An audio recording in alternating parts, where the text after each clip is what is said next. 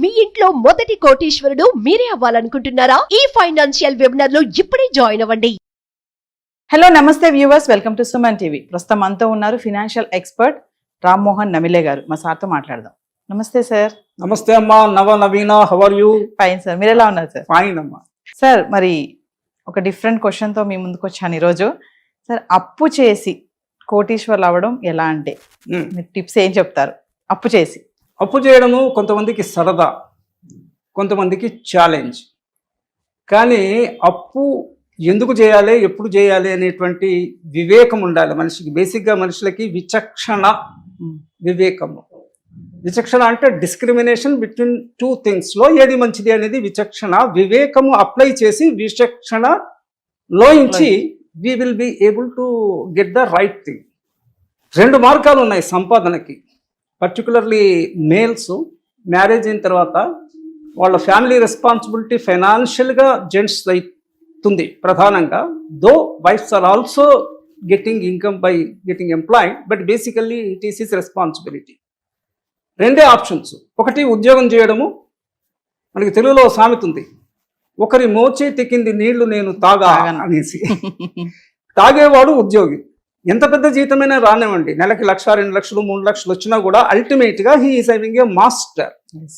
రెండవ రూట్ వచ్చేసి business. Either you manufacture something or you trade. Trade అంటే simply చాలా easy. You by at a lesser price, cell at a higher price without due precautions. ఈ బిజినెస్లో కానీ ఎంటర్ప్రైనర్షిప్లో కానీ ఆ రూట్లో వెళ్తే ఇనీషియల్గా కొన్ని టీథింగ్ ట్రబుల్ అంటాం మనము. అవి ఉన్నప్పటికీ లాంగ్ రన్లో యూ కెన్ ఎర్న్ మనీ. అంటే స్కై ఈజ్ ద లిమిట్. ఉద్యోగం ఎంత పెద్దదైనా కూడా మీకు ఎన్ని ఇంక్రిమెంట్స్, ఎంత శాలరీ రివిజన్స్ వచ్చినప్పటికీ కూడా ultimately there is a limit. మీరు చేరినప్పుడు ఎగ్జాంపుల్గా ఒక 10,000 జీతంలో చేరితే, నేను ఎగ్జాంపుల్ కింద చెప్తున్నా, 1,00,000తో చేరితే కూడా రిటైర్ అయ్యేప్పటికీ ఒక 10 times upper limit, I'm telling 10 times కన్నా ఎక్కువ జీతము పెరగదు రిటైర్ టైంకి. కానీ బిజినెస్లో అట్లా కాదు. బిగిన్ స్మాల్, గ్రో బిగ్ అని. మీరు వేలల్లో వ్యాపారం మొదలు పెట్టినా కూడా you can become a crorepati. మనము కనుక డైలీ న్యూస్ పేపర్ చేసుకోవడం అలవాటైతే, దాంట్లో ఎకానమీ అన్న ఇది చూస్తే we can see the life stories how people have grown. మీరు ఇన్ఫోసిస్ నారాయణమూర్తి ఎగ్జాంపుల్ తీసుకోండి. ఆమె భార్యకి she is nominated to Rajya Sabha recently, yesterday's news or something. ఆమె బంగారు ఆభరణాలు, గోల్డ్, ఫిమేల్ గోల్డ్ మేల్కి ఎట్లా పనికొస్తుంది హస్బెండ్ అనే దానికి, ఆమె బంగారు ఆభరణాలు కూదులో పెట్టి 10,000 దాంతోనే 4 ఫ్రెండ్స్ కలిపి స్టార్ట్ చేసింది. Now it's a multi-billion company. ఇది ఎడ్యుకేటెడ్ క్లాస్లో, సాఫ్ట్వేర్ భూమిలో ఉండి అట్లా కలిసి వచ్చింది. బట్ అది వదిలేసి చిన్న హోటల్లో టీ హోటల్ పెట్టుకున్నవాడు స్టార్ హోటల్ కట్టే దేశకు పెరిగిన సందర్భాలు ఉన్నాయి మన దగ్గర. అల్టిమేట్గా what we come is that మన స్వాట్ అనాలిసిస్. నేను తెలుగులో ఆ బాబా అంటాను. బలము, బలహీనత, అవకాశము, అవరోధం మనకు నేటి మనం చూసుకునేసి, ఛాలెంజింగ్ పర్సనాలిటీస్ ఎప్పుడు కూడా జాబ్కి ఇష్టపడరు.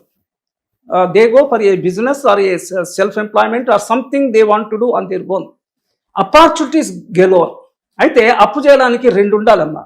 ఒకటి సాహసం ఉండాలి. అప్పు ఒక ట్రాప్ కింద కూడా అవుతుంది ఒక్కొక్కసారి. We cannot come out of it. ధైర్యం ఉండాలి, సాహసం ఉండాలి. ఆ అప్పు తీసుకున్నది, అప్పుకు మనం వడ్డీ కట్టాలి. ఆ వడ్డీ కన్నా మనం టెక్నికల్గా డెట్ సర్వీస్ కవరేజ్ రేషియో అని బ్యాంకుల్లో, ఫినాన్షియల్ ఇన్స్టిట్యూట్స్లో ఆ రేషియో వర్కౌట్ చేస్తామో, మనం ఎంతైతే వడ్డీ కడుతున్నామో దానికి కనీసం ఒక 5, 6, 10 రెట్ల సంపాదన ఈ డబ్బులు పెట్టడం చేత మనకి బయట రావాలి. ఒక్క డబ్బు పెట్టడం చేతనే మళ్ళీ డబ్బు రాదు. మళ్ళీ ఇలాంటి బ్యాంకులో ఫిక్స్డ్ డిపాజిట్ వేసుకుంటే తప్ప, లేకపోతే షేర్స్ కొనుక్కుంటే తప్ప. షేర్స్ కొనుక్కుంటే కూడా there is a little risk. అల్టిమేట్గా మన సొంత డబ్బులు కొంటి, అంటే బ్యాంకులో లోన్ ఇచ్చినప్పుడు కూడా ఏమడుగుతారంటే అంటే ప్రమోటర్స్ కాంట్రిబ్యూషన్, పీసీ షార్ట్ ఫామ్లో, లేదా మార్జిన్ మనీ అని, లేదా కొలోక్యువల్గా మార్కెట్లో ఇస్తే డౌన్ పేమెంట్ ఎంత అంటే ఓ 10%, 15% డౌన్ పేమెంట్ అయితే 80-85% ఫినాన్షియల్ కానీ బ్యాంక్ కానీ లోన్ ఇస్తుంది. కొంచెము ఇంకా బాగా సాహసం చేసేవాళ్ళు, వాళ్ళు చేసే పని మీద వాళ్ళకి కాన్ఫిడెన్స్ లెవెల్ ఎక్కువ ఉండేవాళ్ళు 80%, 90% they will take loan. Even 100% కన్నా పైన కూడా లోన్ తీసుకోవచ్చు. వాళ్ళ దగ్గర ఏమి లేకపోయినా కూడా 50 లక్షలు లోన్ తీసుకొని దే కెన్ డూ ఇట్. కానీ ఇచ్చేవాడు కూడా చూసిస్తాడు కదా. అవును. వాళ్ళు వీళ్ళ దగ్గర ఏమైనా ఉందా, నా లోన్ మళ్ళీ వస్తుందా లేదా రాదా. అనేది అది చూస్తారు. రెండవది ఇతని ప్రతిభను చూసి కూడా ఇస్తారు. ఎస్. అంటే ఇతనికి కెపాసిటీ ఉంది, ఇతని దగ్గర డబ్బులు లేవు అని. డబ్బు లేని వాళ్ళు బారో చేయడమే కాకుండా డబ్బున్న వాళ్ళని పార్ట్నర్ కింద కూడా తీసుకోవచ్చు. పార్ట్నర్ కింద తీసుకుంది ఏంటంటే ఇతనికి డెట్ అప్పు కాదు, అది లాస్ వస్తే ఆయన కూడా భరించాలి. ఏది డబ్బు ఇచ్చిన వాడు భరించాలి, ఇతను తెలివినవాడు కూడా భరించాలి. తెలివినవాడు పెట్టిన పెట్టుబడి తెలివే, డబ్బున్నవాడు డబ్బు పెట్టిండు, నష్టం వస్తే మీ తెలివి ఎట్లాగో పోదు, again he can reuse it. డబ్బు పెట్టిన వాడికి డబ్బు పోతుంది. ఇట్లా there are various ways of doing things. డబ్బు లేదని, ధైర్యము లేక, డబ్బు లేక చాలా మంది తెలివి ఉన్నప్పటికీ కూడా జీవితంలో పైకి రాని ఉదాహరణలు మనము కోకొల్లలు చూస్తుంటాం. అలా జరగకూడదు. మీకు కనుక ఒక మంచి బిజినెస్ ఐడియా ఉండి ఓపిక, తీరిక ఈ రెండు అవసరం. పేషెన్స్ ఉండాలి. ఇమీడియట్గా ఈ రోజే మొక్క పెడితే ఈ రోజే చెట్టు పండు కాదు కదా. ఆ వెయిటింగ్ పీరియడ్, మినిమం వెయిటింగ్ పీరియడ్కి వెయిట్ చేయగలిగినటువంటి ఓపిక ఉండాలి. సో ఈ ఓపిక తొరిగి నేను మాంక్ అంటాను. మార్పు, చేర్పు, కూర్పు, ఓర్పు, నేర్పు.